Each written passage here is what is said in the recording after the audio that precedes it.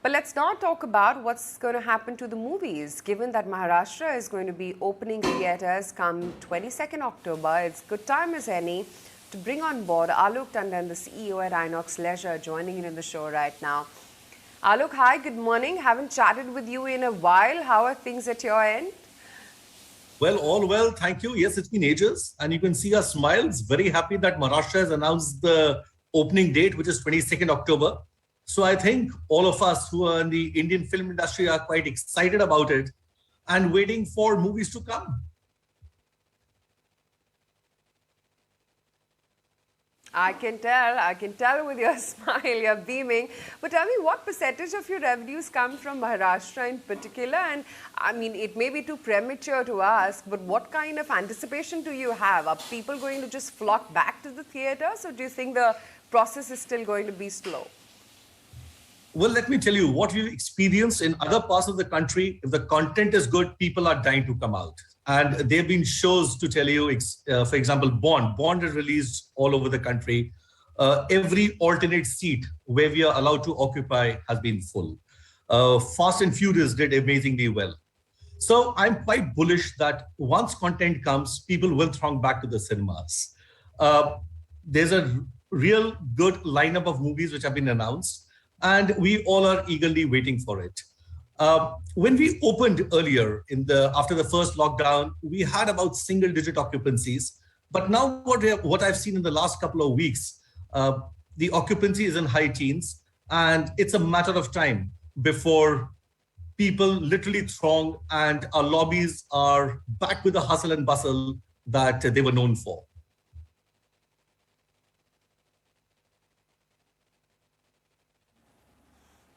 Fingers crossed on that. But tell me, the reason that I asked that, Alok, was because, Maharashtra has also had riders to buy to malls, for instance, that, everyone has to be double vaccinated. You have to show a certificate. Along with that, sometimes a temperature check or sometimes an RT-PCR as well, which is why malls decided to shut, once the reopening actually kick-started. You think hindrances or riders like that could perhaps pose a challenge on footfalls coming back and people thronging back to cinemas?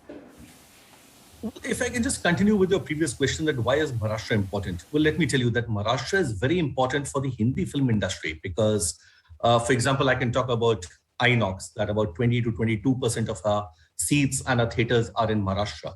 And similarly with other players across the geography in Maharashtra. So Maharashtra is a very, very important component, especially for the Hindi movies to release.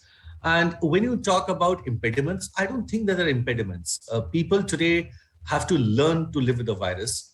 We have to respect what the government does. We have to ensure the safety of people. And I think that most of the adults in the country today have got a double dose of vaccination. And just to add to that the comfort which we are providing also for our patrons is that each and every staff member of ours has got a double dose of vaccination. So yes, it's a short-term issue, it's a short-term challenge, but looking at the larger, the entire industry per se, I think that if we check whether people have been vaccinated for the next couple of months, there's no harm in that. And that will only boost the confidence of the people and they will come back to the cinemas.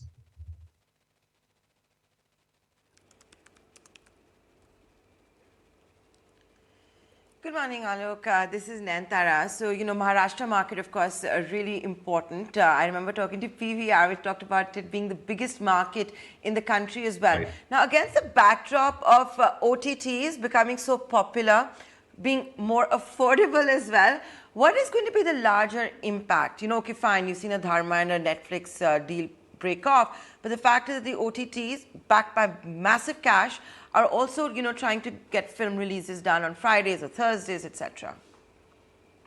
Let me tell you that I don't think that there's an issue between the OTT and the theatrical release. We have to understand that what is the different type of content that we see on an OTT. We see it for docudramas, we see it for web series, we see it for movies that we have missed in a theater. So that's the That's the content that we see on an OTT. Let me tell you that most of the movies come on theaters. In FY20, INOX released about 1,100 unique titles, and that's a big number. I'm talking about unique titles were 1,100. And even if a few movies go on OTT, which I don't think will happen for a long period of time, there's enough content to show in theaters. That's one. Let me also tell you that a movie, when it does well in theaters, gives a lot of equity, the brand equity to that particular content. And that helps the content creator to monetize that movie across various verticals, be it OTT, be it satellite, be it television. So it just adds more money to the kitty, and which is good for the industry, because the more money a producer gets, he plows that money back into the making of more movies. So that's good for the industry. So OTT, yes, people have consumed a lot of content on OTT, but going forward, I'm very sure that there has been a differentiation in what you watch on an OTT and what you will watch in future also in an OTT. So I think that cinemas are here to stay, and even OTT with the various web series and docudramas and documentaries that they have, with some fantastic content and fantastic stories telling, is also here for a long, long time, and they will only coexist, and there will not be competition at all to each other.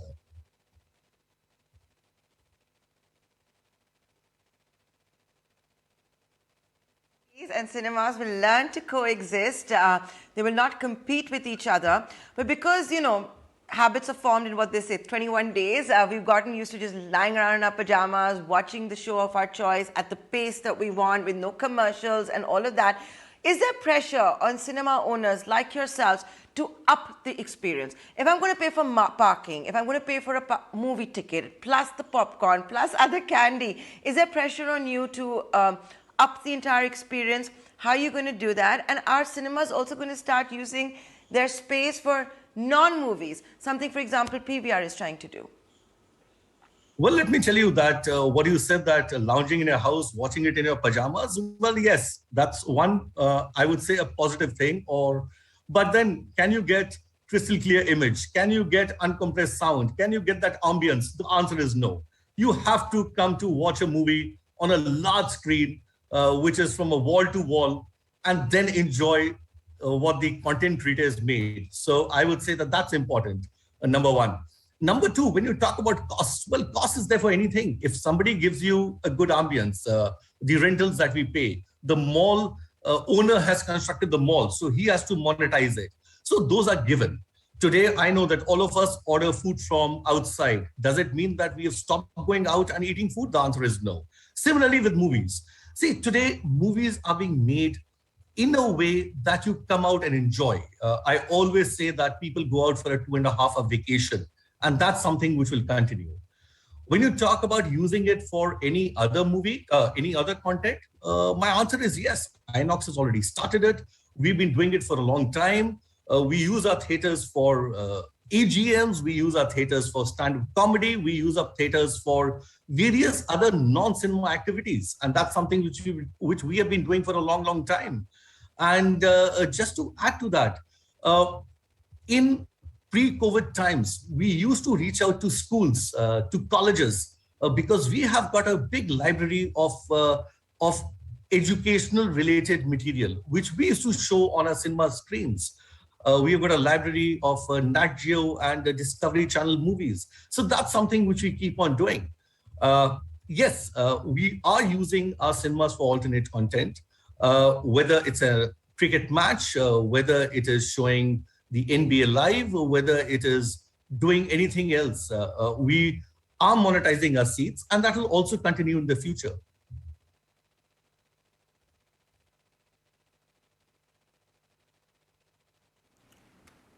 Right. Alok, besides that, what I'm extremely excited to know is what movies can we watch in the theaters? What's the movie lineup like?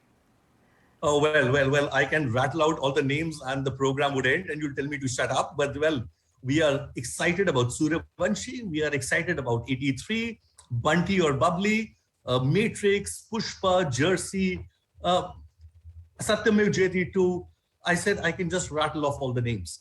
And let me also tell you that what happened after 26th of September, when the Maharashtra government allowed us to operate or said that we can operate from 22nd October, is that there were at least 25 movies which announced their release dates within 24 hours.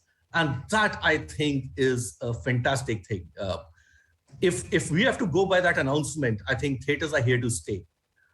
Nobody can take out the spectacle of watching a movie on a giant screen.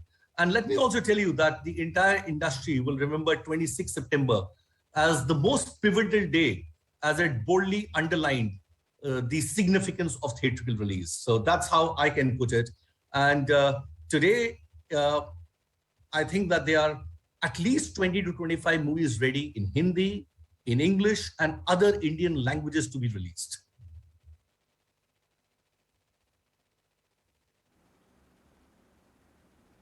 Yeah, absolutely. Can't wait. But just one quick question, Alok, before we wind up. I mean, and correct me if I'm wrong here, because normally, as we understand, big movies, the main revenue collection comes in the first weekend. That's the opening weekend itself. With capacity caps in place, and I'm guessing that would be the case once Maharashtra as well opens multiplexes, what is going to be your revenue model, and what are the discussions that you're having with producers as of now? Well, we are having constant discussions with the producers, not now, but for the last 18 months. And I would say that many of them have held on to the movies, which is a great sign that they believe in theatrical exhibition. You are saying that 50% capacity is there. Yes, some of the states have 50%, but I think there are 4 states, Rajasthan, Odisha, Telangana, and Karnataka, which have allowed 100% seating capacity to be used. And going forward, I think 22nd is still about 2 weeks away. We could see more states announcing 100% capacity utilization. But having said this, even in states where we have 50% allowed, we are seeing lots of people coming in. We are seeing every alternate seat being full. So hence, where box office revenue is concerned, yes, there could be a slight hit, a marginal hit, but nothing beyond that. And there are other revenue streams also. If I talk about the producer, yes, he monetizes it by selling it to other verticals.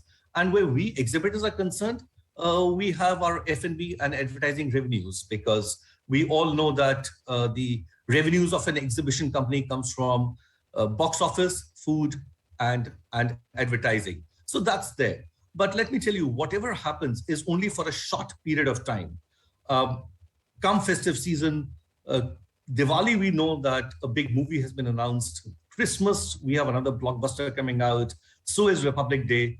I think it'll be a matter of time before all states allow us 100% capacity utilization, and then things will be back to normal. But yes, it could be a 2 to 3 months slight hiccup for revenues compared to pre-COVID days.